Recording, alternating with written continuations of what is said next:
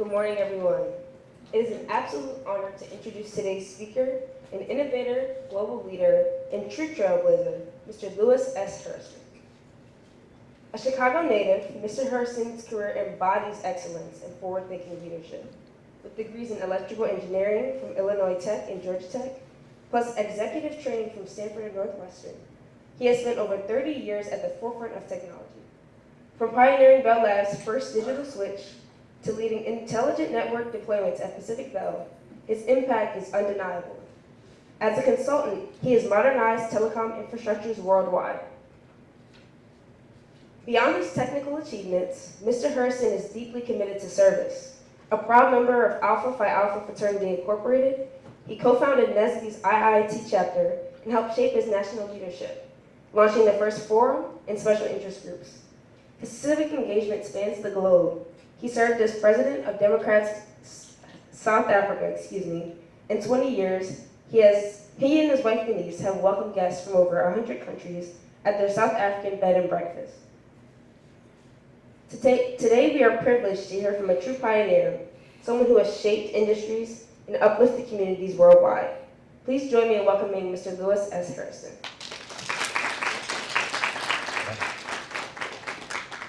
Thank you for the introduction. I am so delighted to be here. I must thank Dean Del Wesson for the invitation, Ms. Shantiva Leonard and Ms. Rhonda Miller for their care in getting me here, and the warm welcome and the exquisite experience of meeting faculty, administration, and students thus far. It has been remarkable. I am here to speak on navigating your life journey and balancing your career and family.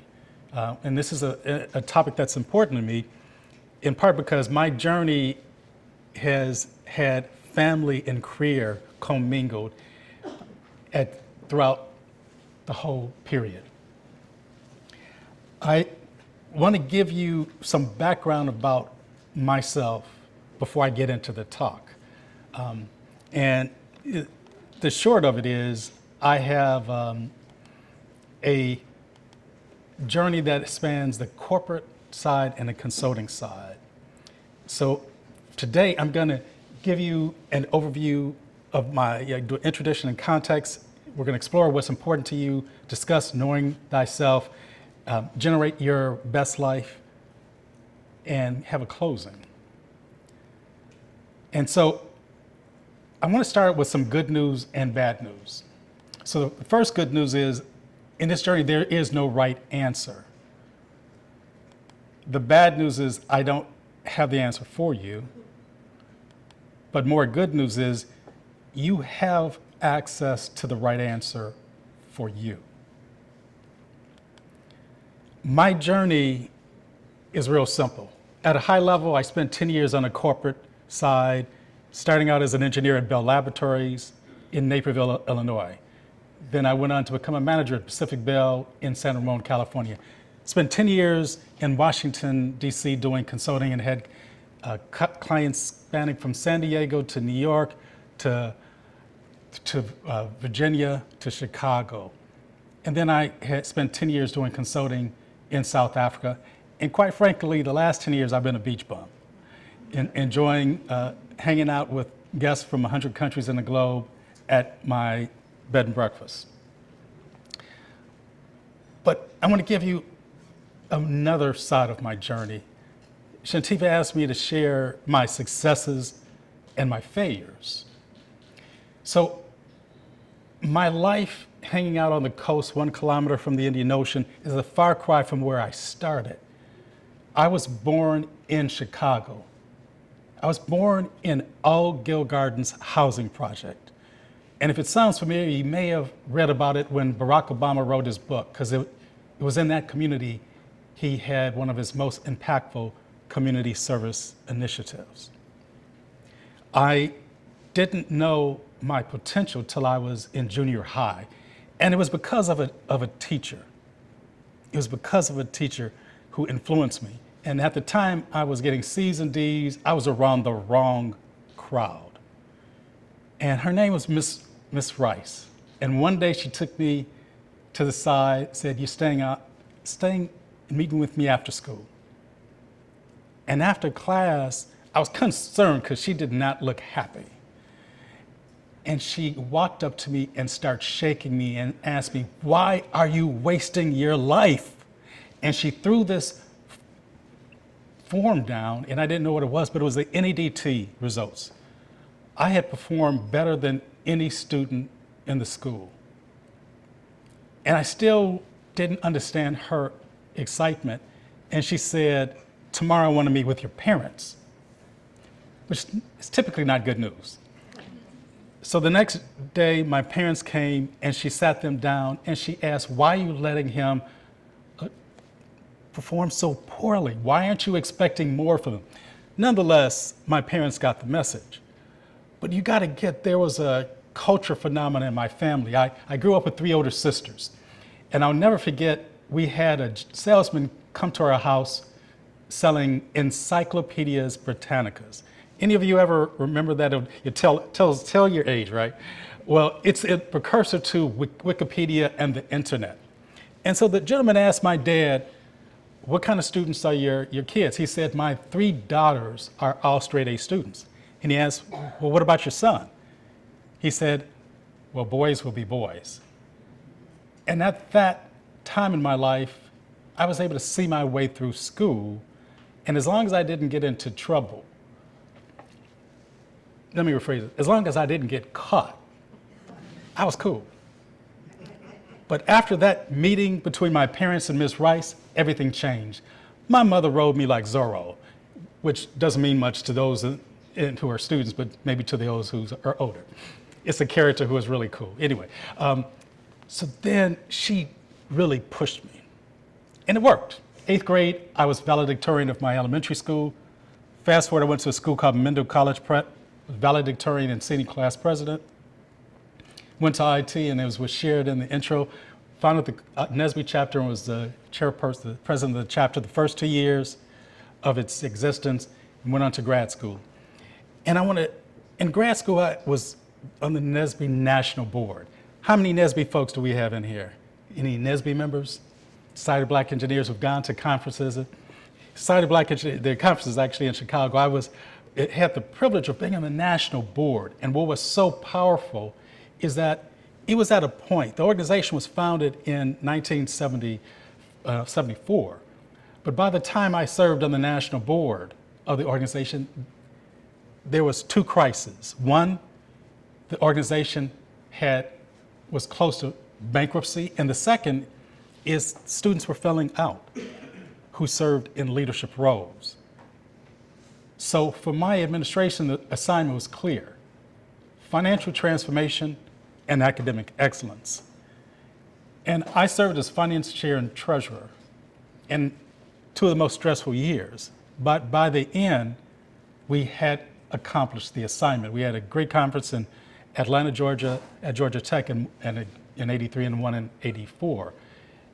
And our group in '83 responded to the assignment so powerfully that 30% of the leadership were in graduate school and had committed to academic excellence.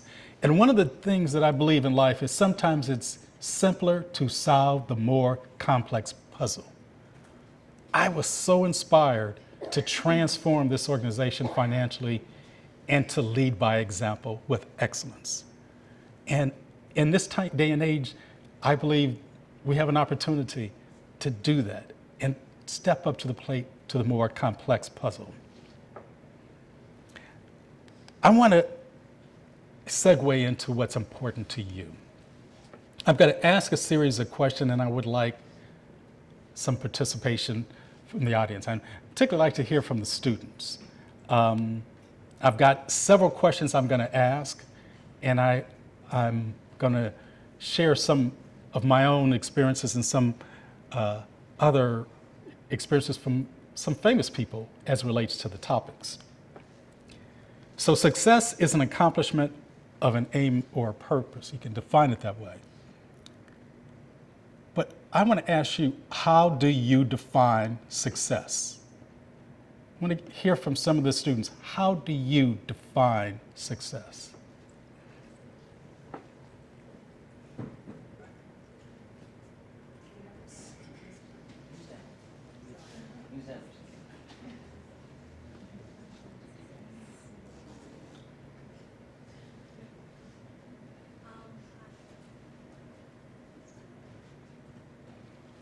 Greetings, my name is Mackenzie Scott. I'm a fourth-year animal science pre-vet scholar hailing from Chattanooga, Tennessee.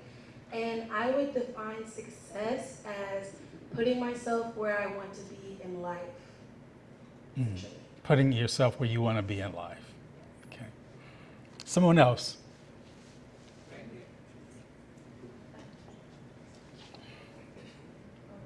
I'm Victoria O'Neill.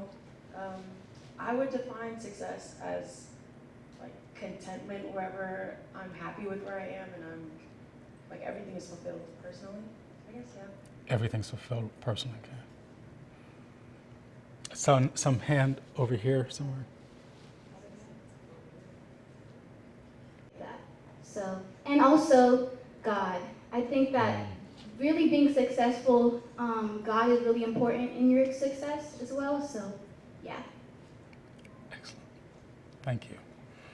Well, this is such a great. Is there another question? Yes, please. Greetings, my name is Arlene Moore. I'm a second-year animal science pre-vet scholar, and to define success, I would say, of course, it can be measured on a quantitative scale, but it's more than just meeting the goals that you set for yourself, but exceeding the goals that you set for yourself and continuing to excel every day and wake up, like everybody said, be content with where you are and continuing to push yourself every day. Excellent. Well, thank you for the input, because what is so apparent is the definition of success is very personal, it's subjective. And it may even vary as we evolve in our life.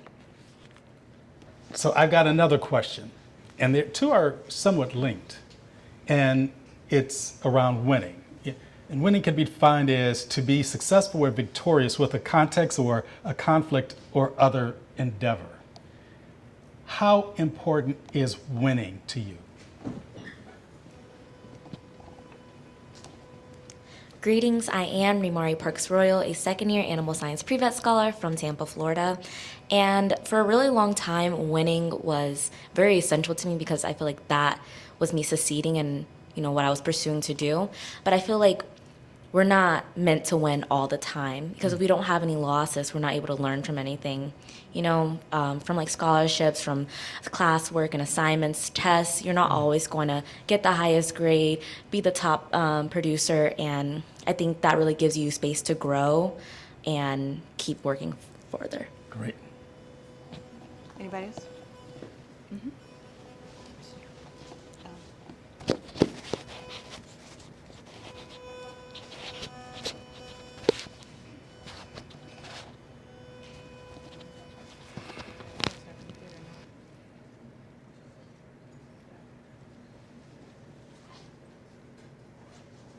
Hello, my Hello. name is Jasmine Robinson, a second-year animal science pre-veterinary scholar from Orlando, Florida. And to piggyback off Ray, I would say loss is very essential in life. I believe if you win too much, that can really not shape you into the best person if you're so used to winning.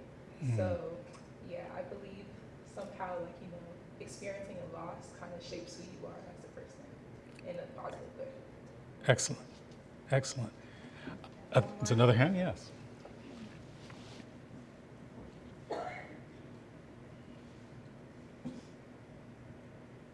Greetings, everyone. I'm a fourth-year biological systems engineering scholar from Cuba, Bahamas, beyond Frederick. And if I was asked a question in high school, I would say that winning would have been really, really important because I really grew up really competitive. But since coming to college, honestly, it's really humbling because you used to being the best in that area in high school and it's not, and then you come to college and there's so many different people, so many different backgrounds and so many different abilities.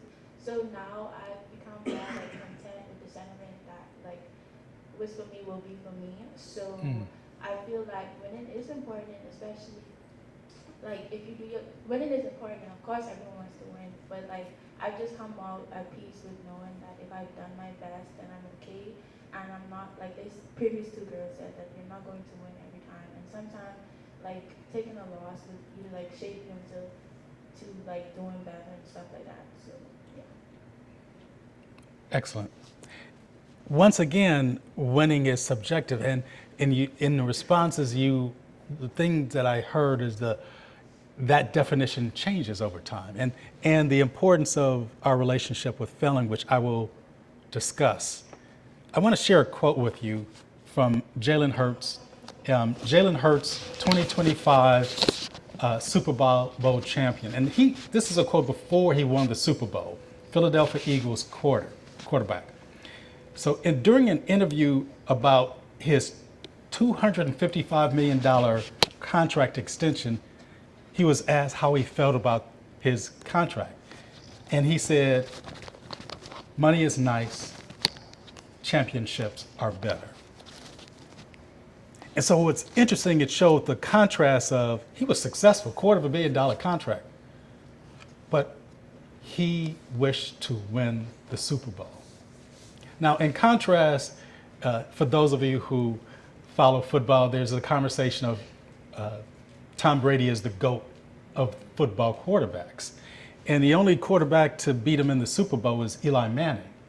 So Eli Manning won and beat this guy, but what he hasn't succeeded at is being voted into the Hall of Fame. And recently there was an NFL Hall of Fame, and this guy's got famous, but he did not achieve that. So sometimes we win, but we don't succeed at the game we want to play. Sometimes we succeed, but we haven't won. And so there's a relationship we have with winning and succeeding that is very personal. And there's another relationship that we have with failure that is also very personal. What's important to you? How comfortable are you with failure? Failure is a lack of success, the neglect or omission of an expected or required action. The author of Black Wealth Through Black Entrepreneurship, Robert Wallace, and this is an engineer by training out of Syracuse, got his MBA out of Dartmouth, wrote this book. I was actually at a Society of Black Engineers convention and had the privilege of being in his seminar. And he asked the group, what's the key to hitting it big? Because he had done research on those who hit it big and were wildly successful as entrepreneurs. And in the group, people raised their hand, and one person said, well, you got to be white. He said, no, that's not it. Then someone else raised their hand, it's biased towards men. He said, no, that's not it. Another one raised their hand, they said, you got to come from a rich family. He said, no, that's not it. But he did say his research showed him that the people who were wildly successful failed 4 to 7 times.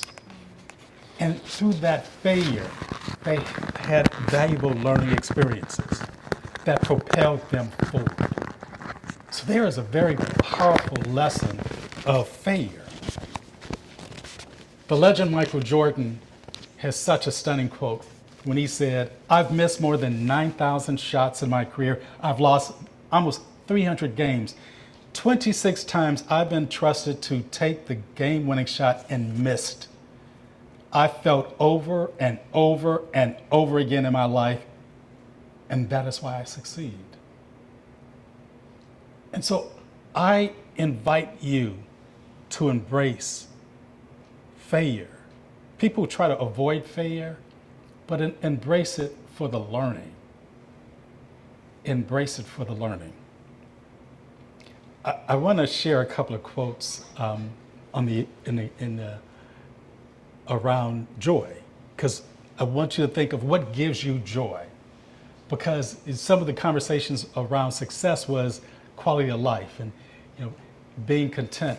And part of it is in your journey navigating career and family, you have the opportunity to create and to determine of how do you experience joy.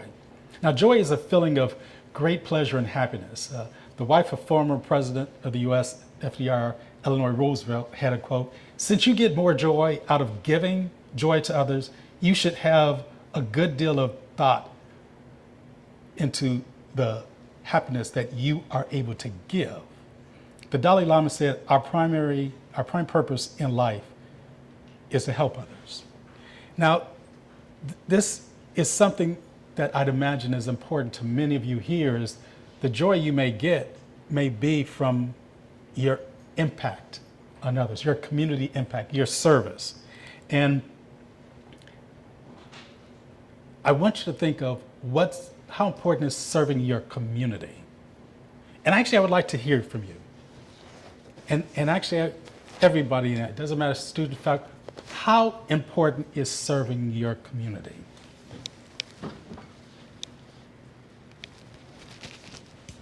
So hi, I'm Kelsey Parker again. I'm a sophomore agribusiness student from Baltimore, Maryland. I think serving my community is probably one of my most important priorities other than serving my family, just because our communities pour into us. You don't have education without teachers coming back and serving, the youth in the community. You don't have faith without someone pouring in and serving their faith community. And so I just think that being a person of faith and being a person of a community, I can't be in a community and be content with where I am without giving back and doing the same that others have done for me. Awesome.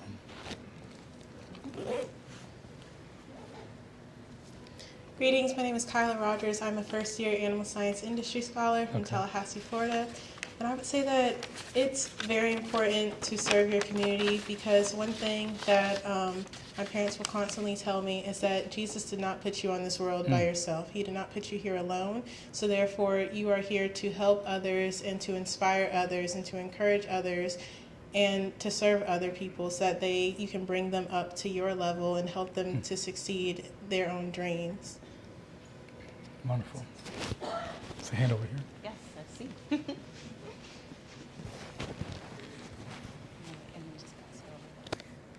Greetings, I am Lauren Tellis, a second-year food science scholar with a minor in agricultural business from Detroit, Michigan. And to piggyback off what Kyla said, I think serving the community is very important because you never know the impact that you could be making on somebody and how they could carry that through by serving your community. Greetings, I am Deila Richards, a sophomore animal science pre-veterinary scholar from Atlanta, Georgia. And I feel like serving your community is very important because you cannot gain so much success without bringing up the people in the community that helped you get to where you are. So you can't just take what they've given you and move on and forget about them without helping them come up too. Thank you. I'm moved by the words, the commitment. And you see the words here that something that brings a lot of people joy is serving their community, where the community could be your family, your church, those who've gotten exposed to Society of Black Engineers, NSBE, your fraternity or sorority, engaging with the elders in your life or your neighbors. And so that is something that is so powerful of an anchor in your journey. Those of you who are here as students, you in many respects reflect a body that lived through COVID during a developmental period. And what happened during COVID, when people were at home, they redefined social engagement. Social media got redefined, but quality of life got redefined. So your generation will define community impact at a different level, and it couldn't have come at a better time in light of some of the social issues or some of the political issues. You stand for our community. And that's why the next section I have is on knowing thyself. Are you clear what you are pursuing and what drives you? And I present this because I know I've had sample experiences that reflected that I did not. I'm going to give you a couple of them. When I got out of graduate school in engineering at Georgia Tech, I my sister gave me an opportunity. She said she wanted me to consider getting a McDonald's Corporation franchise. And she shared $50,000 I could buy a franchise, which was leading to people making millions of dollars. Now, my ego got in the way because I said, I didn't spend all these years in engineering to flip burgers. But what I realized is I would tell people I was chasing the Benjamins, but she gave me an opportunity to fast track it that I walked away from. Years later, I had another experience. My sister introduced me to one of her colleagues over lunch. And fascinating guy, she worked for Institute of Justice. And this group it's a libertarian group that had supported support from the left and the right politically. The left supported because they represented a commitment to the common man being able to have an honest living. They appealed to the right because the right preferred less government. So I have this lunch with this guy, interesting lunch. 2 weeks later or so, I get a letter inviting me to be in George Bush's, that's baby Bush's, inner circle of the top 50 Maryland companies, entrepreneurs. And it took me back because I'm a lifetime Democrat.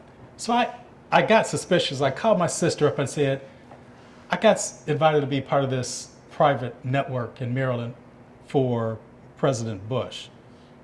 Is it linked to the lunch I had? And she said, yeah, I forgot to tell you, the guy I introduced you to, he was ranked one of the top 3 most influential Republicans in the United States. And in that moment, I had a decision to make. And I told her, it's not authentically me. I probably couldn't even have the right conversation, so I'm going to decline it. And I told her, I recognize I probably left 3 zeros of net worth on the table. But as one of you said, being able to live with your choices, I live with my choices. So in our life, we will have opportunities and there'll be a test. What you're willing to pay. Oprah Winfrey said on Knowing Thyself, I discovered I didn't feel worth a damn and certainly not worthy of love unless I was accomplishing something. I suddenly realized I have never felt I could be loved just for being. Madonna was quoted, my drive in life from this horrible fear of being mediocre. That's always been pushing me, because even though I've become somebody, I still have to prove I am somebody. My struggle has never ended and it probably will never. Chris Evert, retired tennis player, stated, I had no idea who I was or what I could be away from tennis. I was depressed and afraid because so much of my life had been defined by my being a tennis champion. I was completely lost. Winning made me feel like I was somebody. It made me feel pretty. It was like being hooked on a drug. I needed the wins, the applause, in order to have an identity.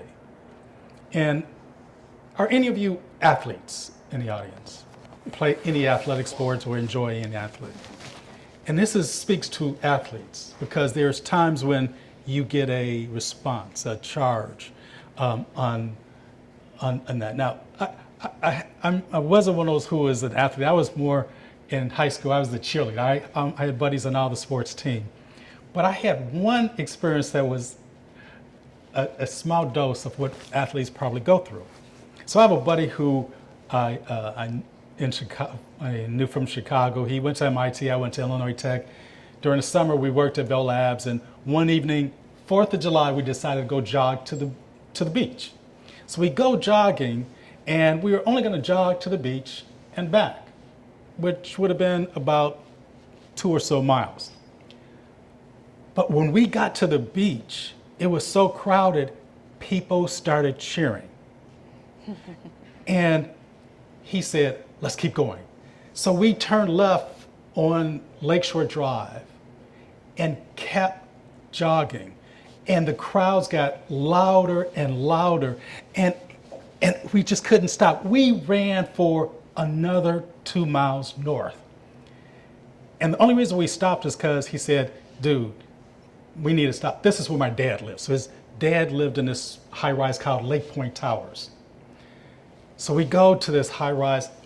This is a high-end place on the lake.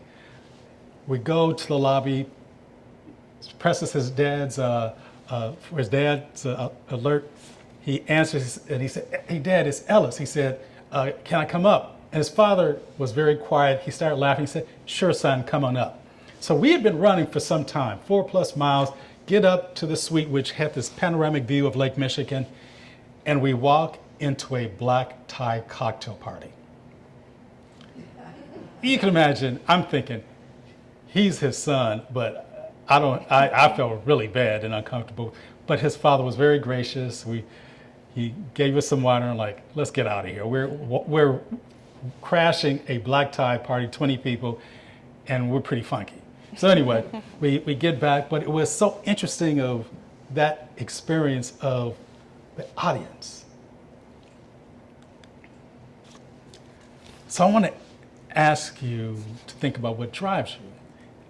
And I want to give you an experience of some life experiences of what I had as drivers or got exposed to. There's a gentleman, Dr. David McClellan, that has this called 3 needs theory. And I actually got exposed to it by a gentleman named Dr. Jeff Howard, a brother from Chicago, as a consulting firm. And the premise is that we are driven by a combination of our need for power, achievement, and affiliation.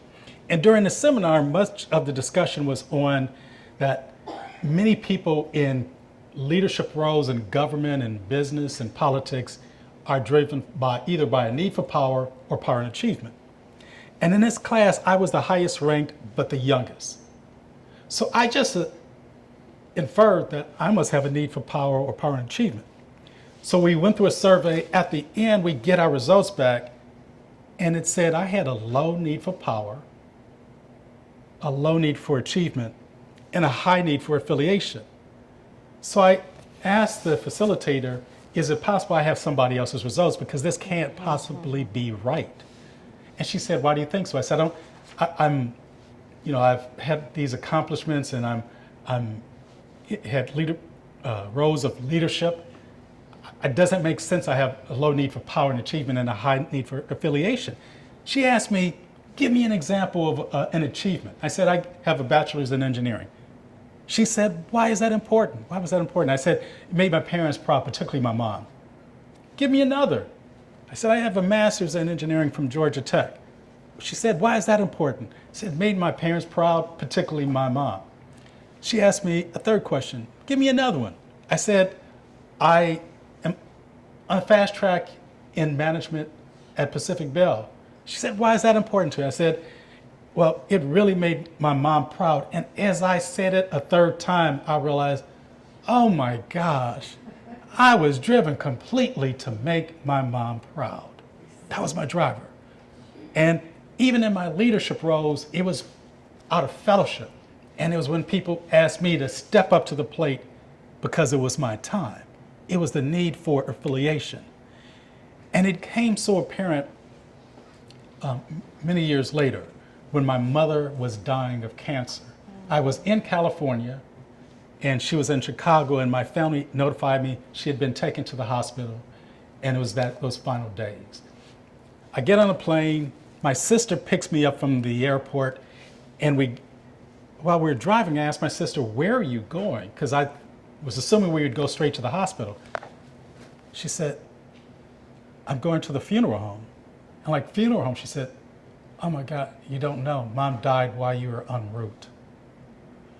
And I just broke down. She pulled the car over, and we were both in tears. And in that moment, I'll never forget saying, I am so confused. I feel lost. I feel like I lost my navigator. I don't even know why I'm doing what I'm doing. And she had the same experience. And it was that day I realized, oh my gosh, how do I navigate my path without my chief navigator? The person who I did things to make proud. And that was a whole new realm of possibility for me. And it was also the turning point for me to define what gave me joy. How do I do things for me? And I'm sure there's some of you who are in school in part making your family proud, which is honorable. And you are on a path to pursue a career to make people proud. And my invitation to you is get clear on what's your vision, what's your commitment. Oh, just 5 minutes. I'm going to segue into generating your best life. How do you prioritize family, career, wealth creation, philanthropy, and community impact? There is a gentleman named architect Antonio Gaudi. In 1882, Gaudi embarked on constructing the Church of the Holy Family, Sagrada Familia, knowing that he had lacked the architectural principles to complete this endeavor in his life. And as you create a vision in life, one of the things you want to keep in mind is what's your vision and what price you are willing to pay to win. We have, my wife and I did a vision board, and when I was just got married, and we created a future vision, and under we said one day, someday, we would live overseas. And I asked my wife, why do we have this on our vision board? And her response was, because I plan to live overseas. And I realized I was the imposter. And for me, it was so interesting because I had been stopped. To pursue what was important to me. I got on sent emails to friends, 15 friends, 5 who have done business in Europe, 5 Southeast Asia, 5 in Africa. And the first one that materialized was a guy who had been on my staff, promoted him into management, and I even sent him to Stanford to get his MBA. And he introduced me to a partner at Deloitte. We created a proposal. 5 months later, I'm in South Africa. Now, in contrast, in our journey, we're going to have the question of what price we're willing to pay to win. Many years ago, I met with a guy who actually was behind me at IIT named Andrew Johnson. And I asked him, what's up? He said, I'm about to retire. And when he said he's going to retire, he told me he was going to decompress.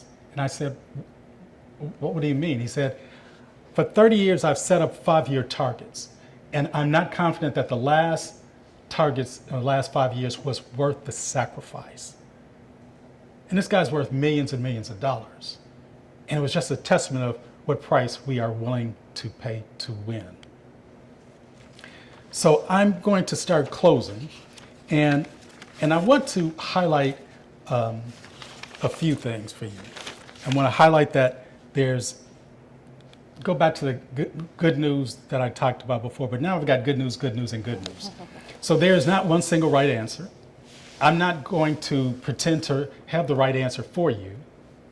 And the other good news is the intention of my talk was to get you closer to your access to the right answer for you.